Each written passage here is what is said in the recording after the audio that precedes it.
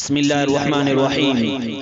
الحمدللہ رب العالمین والصلاة والسلام علی سیدنا محمد سید الاولین والآخرین وعلی آلہ وصحابہ وازواجہ واہل بیتہ وعلی کل من تبعہم بإحسان الی یوم الدین اما بعد۔ پوری دنیا اس وقت یہی طرح کے مسائل سے پریشان ہے، خصوصاً ملت اسلامیہ، اور ملت اسلامیہ کے افراد کے دلوں میں سب سے بڑا درد اور سب سے بڑا خنجر اگر کسی نے لگایا ہے تو وہ گستاخ رسول اور گستاخ صحابہ کا خنجر ہے۔ اور ملت اسلامیہ کا ہر فرد ہر پریشانی اور ہر غم کو قبول کر سکتا ہے، مگر گستاخ صحابہ اور گستاخ رسول کے خنجر کو، درد کو برداشت نہیں کر سکتا۔ اس خنجر کو اور اس درد کو دور کرنے کی دو ہی صورتیں ہو سکتی ہیں، یا تو پھر غازی علم الدین جیسی مثال بن جائیں، یا پھر اپنی تحریروں اور تقریروں کے ذریعے سے جو تحریریں اور تقریریں ان کے منہ پر تماچا ہوں، جو تماچا انہی کی کتابوں سے ہو، جو تماچا انہی کے بڑوں کے اقوال سے ہو، جو اقوال انبیاء اور صحابہ کی شان میں ان کے بڑوں نے کہے ہیں۔ کیونکہ کائنات میں دو جماعتیں ہیں جن کا انتخاب اللہ نے کیا، ایک صحابہ اور دوسرے انبیاء کی جماعت۔ جس طرح کوئی نبی اپنی مرضی سے نبی نہیں بنتا، چاہے وہ عبادت و ریاضت میں صدیاں گزار دے، اسی طرح کوئی صحابی بھی خود صحابی نہیں بنتا، بلکہ جیسے نبوت خدا کا انتخاب ہے، اسی طرح صحابیت بھی خدا کا انتخاب ہے۔ صحابی کو بھی رب چنتا ہے،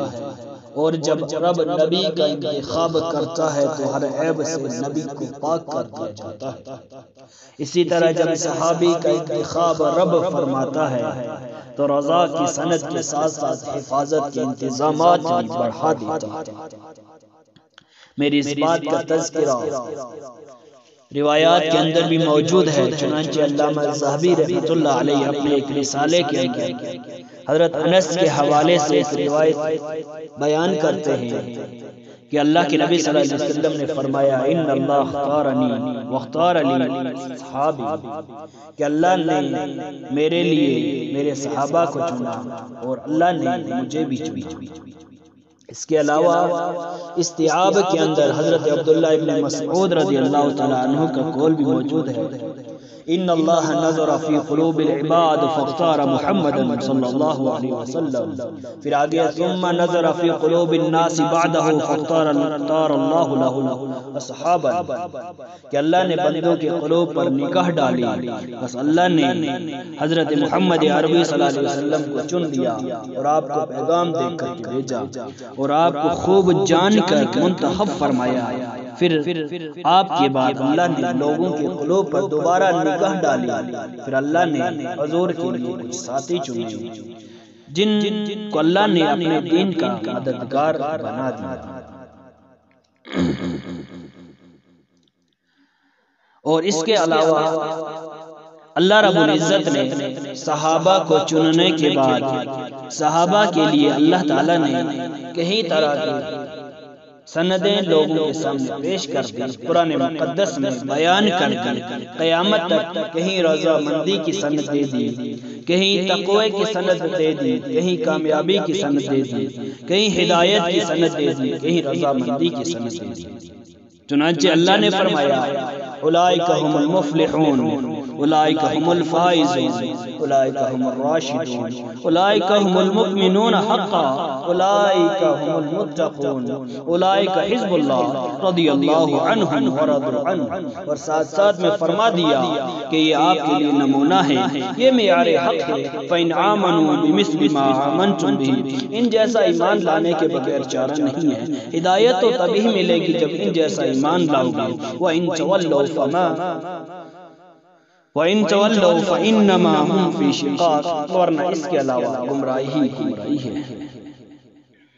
تو اللہ نے صحابہ کا انتخاب بھی صرف مکہ ہی سے نہیں کیا، بلکہ اللہ تعالیٰ نے اگرچہ اپنے نبی کو مکہ سے چنا، لیکن اللہ تعالیٰ نے اپنے صحابہ کا انتخاب، حضور کے لیے صحابہ کا انتخاب، حضور کے لیے ہستیوں کا انتخاب عرب سے بھی کیا، عجم سے بھی کیا۔ چنانچہ جب رب کی نگاہ پڑی تو کسی کو بنو تمیم سے اٹھایا، کسی کو بنو امیہ سے اٹھایا، کسی کو قریش سے اٹھایا، تو کسی کو فارس سے، کسی کو یمن سے، کسی کو حبشہ سے نکال کر کے حضور کی خدمت میں پیش کر دیا، حضور کے حوالے کر دیا۔ تو ان دونوں روایات سے اسی طرح ان ارشادات خداوندی سے یہ بات واضح ہو جاتی ہے کہ صحابی بنتا نہیں بلکہ رب صحابی کو چنتا ہے۔ اور اللہ کے انتخاب پر جب کوئی تنقید کرے، خواہ وہ انتخاب نبی کے قبیل سے ہو، خواہ وہ صحابہ کے قبیل سے ہو، وہ مردود ہے، وہ ملعون ہے۔ اور رسول اللہ صلی اللہ علیہ وسلم نے بھی صحابہ کی شان بیان فرماتے ہوئے فرمایا،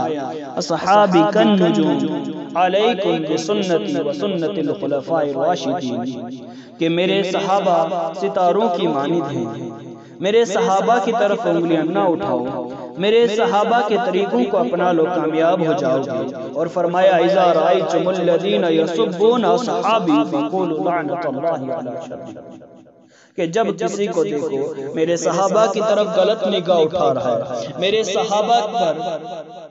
انگلی اٹھا رہا ہے، تو آپ اس سے کہہ دو کہ آپ کے شر سے میں اللہ کی حفاظت مانگتا ہوں، میں چاہتا ہوں کہ اللہ تجھ پر اس کے بدلے میں لعنت کرے۔ اور اللہ کے نبی صلی اللہ علیہ وسلم نے فرمایا، اللہ اللہ فی اصحابی، میرے صحابہ کے سلسلے میں اللہ سے ڈرتے رہو۔ لذا آپ نے فرمایا، من احبہم فبحبی احبہم، ان سے محبت کرنا یہ اس بات کی دلیل ہے کہ آپ مجھ سے محبت کرتے ہیں، اگر آپ ان سے بغض رکھتے ہو اس بات کی دلیل ہے کہ آپ مجھ سے بغض رکھتے ہیں۔ اور یہ بھی فرمایا، جو ان کو تکلیف پہنچاتا ہے اس نے مجھے تکلیف دی، اور جو شخص مجھے تکلیف پہنچائے گا اس نے اللہ کو تکلیف دی، اور جو اللہ کو تکلیف دیتا ہے اللہ اس کی جلدی پکڑ فرما لیتا ہے۔ اور ساتھ ساتھ میں یہ بھی فرمایا، لا تسبوا احدا من اصحابی، تم میں سے کوئی میرے صحابہ کو برا بھلا نہ کہے، کیونکہ میرے صحابہ کا مقام یہ ہے، فوالذی نفسی بیدہ فإن احدکم لو انفق مثل احد ذهبا، میرے صحابہ کا مقام یہ ہے، اللہ کی قسم، میری ذات جس کے قبضے میں ہے، میری جان جس کے قبضے میں ہے، اس کی قسم کھا کر کے حضور فرماتے ہیں، اگر تم احد پہاڑ کے برابر بھی سونا خرچ کر دو گے تو میرے صحابہ کے خرچ کیے ہوئے مال کے مد کے برابر بھی اور اس کے نصف کے برابر بھی نہیں پہنچ پاؤ گے۔ اسی لیے یہ کوئی مبالغے کی بات نہیں ہے، اس میں بالکل بھی مبالغہ نہیں ہے، بلکہ حقیقت ہے کہ نبی جس طرح چنیدہ ہے صحابی بھی چنیدہ ہے۔ البتہ اتنا فرق ہے کہ نبی معصوم ہے، اہل سنت والجماعت کے نزدیک اجماعی مسئلہ ہے۔ اس مسئلے کی وضاحت قرطبی نے کی، اس مسئلے کی وضاحت امام ابو حنیفہ علیہ رحمہ نے فقہ اکبر کے اندر کی، اور علامہ افتازانی رحمۃ اللہ علیہ نے انبیاء کے بارے میں لکھا کہ قبل الوحی اور بعد الوحی دونوں زمانوں کے اندر یہ اجماعی مسئلہ ہے کہ معصوم عن الکفر ہے۔ رہا صحابہ کا مسئلہ تو صحابہ معصوم نہیں، البتہ محفوظ اور مغفور ہے۔ اللہ نے جب انہیں چن لیا، حضور کے حوالے کر دیا، اس کے علاوہ بھی ہزاروں انتظامات اللہ نے ان کے لیے حفاظت کر دی۔ گناہ کی صلاحیت اس میں ہے، اسی لیے وہ معصوم نہیں، انسان ہی فطرتاً شرارت کا مادہ ان میں، لیکن آپ جانتے ہیں ایک چھوٹا بچہ جس کے اندر شرارت کا مادہ ہے، ہر موقع پر شرارت کی طرف اس کا ذہن دوڑتا ہے، لیکن اگر اسی بچے کا ہاتھ جب بڑے کے ہاتھ میں ہو، اسی بچے کا ہاتھ کسی بزرگ کے ہاتھ میں ہو، اسی بچے کا ہاتھ اس کے باپ کے ہاتھ میں ہو، تو اس سے شرارت کی امیدیں ختم ہوتی ہیں۔ اسی طرح صحابہ کے اندر یہ چیز تھی، انسان ہونے کے ناطے سے فطرتاً یہ چیز تھی، لیکن جب اللہ نے ان کا ہاتھ حضور کے ہاتھ میں دے دیا، انہیں حضور کی مجلس میں لا کر کے کھڑا کر دیا، ان کے لیے قرآن لا کر کے پیش کر دیا، ان کے لیے دیگر انتظامات فرما دیے، تو یہ تمام مادے اللہ تعالیٰ نے، ان تمام مادوں کا جو اثر تھا اللہ تعالیٰ نے بہت بہت کر اس کے ساتھ ساتھ صحابہ اللہ کی امان میں اور رسول اللہ صلی اللہ علیہ وسلم کی حفاظت میں ہیں، اور رب نے قیامت کے دن صحابہ کو بخشنے کا فیصلہ فرما دیا۔ اس لیے صحابہ سے محبت کرنی نبی سے محبت کی علامت، جس کو حضور نے فرمایا، من احبہم فبحبہ احبہم۔ اور صحابہ نبوت کے مواقع کی بھی گواہ ہیں، اس لیے ان کی عدالت کسی کو کلام کرنے کا حق نہیں۔ راوی اگر غیر صحابی ہے تفتیش ہم کر سکتے ہیں، تفتیش کوئی بھی کر سکتا ہے، اس کی عدالت کو جانچ سکتا ہے، مگر صحابی کی عدالت تفتیش کرنے کا کسی کو حق نہیں ہے۔ صحابی کی طرف انگلی اٹھانے کا کسی کو حق نہیں ہے، کیونکہ اگر ان کی تفتیش کی اجازت دے دی جائے، ان کی چھان بین کی اجازت دے دی جائے، تو کیس اسلام کا جن کے ذریعے سے چلتا ہے یہ عمارت ہی رہ جائے گی۔ اس لیے صحابہ پر تنقید کا حق کسی کو نہیں ہے۔ الصحابہ کلہم عدول، یہ اجماعی مسئلہ ہے، صحابہ کا سب عادل ہیں، اس لیے کسی کو صحابہ پر تنقید کا حق نہیں، مقام صحابیت پر اعتراض کا حق نہیں۔ حضور کے بعد جس طرح کوئی صحابی نہیں بن سکتا، حضور کے بعد کوئی صحابی کا دعویٰ ہونے کا دعویٰ نہیں کر سکتا، اسے صحابی پر اعتراض کرنے کا حق بھی حاصل نہیں ہے، کسی کو بھی اعتراض کرنے کا حق حاصل نہیں ہے۔ اور جو بھی محمد علیہ السلام کے یاروں پر، ان کے ایمان پر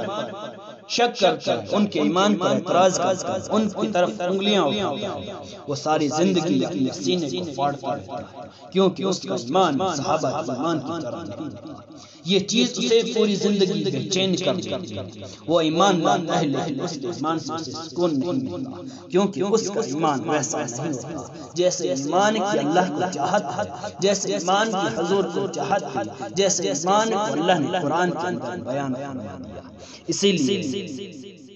ہر آدمی اتنی تو کوشش کر سکتا ہے کہ حضور کے صحابہ کی شان بیان کرے، وہ حضور کے اقوال کے ذریعے سے، اللہ کے فرمانوں کے ذریعے سے، اسی طرح جو باطل کے اقوال ہیں، باطل فرقوں کے اقوال ہیں، باطل جماعتوں کے اقوال ہیں، ان کے بڑوں کے کلام جو ہیں حضور کی شان میں، صحابہ کی شان میں، ان کے ذریعے سے ہم اپنے اس زخم کو دور کر سکتے ہیں، زخم کو ٹھنڈا کر سکتے ہیں۔ اللہ